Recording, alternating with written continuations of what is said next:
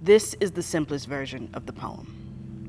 I still have air in my lungs, so I need to make use of everything. It feels like Katrina was yesterday, and then sometimes it feels like it was a dream of another life. Katrina runs like a long movie in my brain. I take deep breaths because I come from a people who know how to come back, so I will start again. Even though I'm like 27 now, I was like 7 when it happened. Convention center packed. I just remember like being like shoulder to shoulder, people like shoving each other. We lived in the hotel for a year because something without lungs blew the city into a wound. Katrina was the first time my family ever evacuated.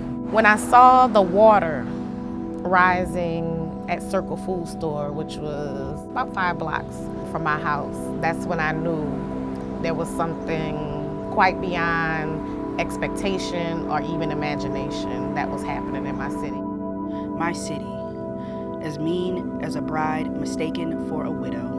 My city, always loved because it was a home made of instruments. You know, it's wild to imagine that 20 years ago, I was just a cub reporter in this city for the Times-Picayune.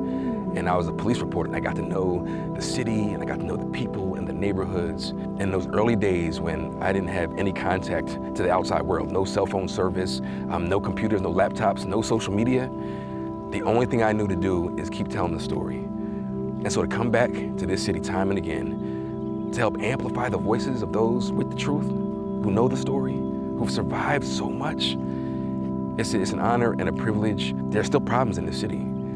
There's still holes that need to be filled, right? It hasn't scarred over, let alone totally healed.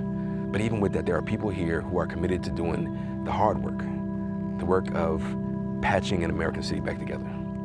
I happen to serve a community that lives 25 to 30 years less than the white members of the same community.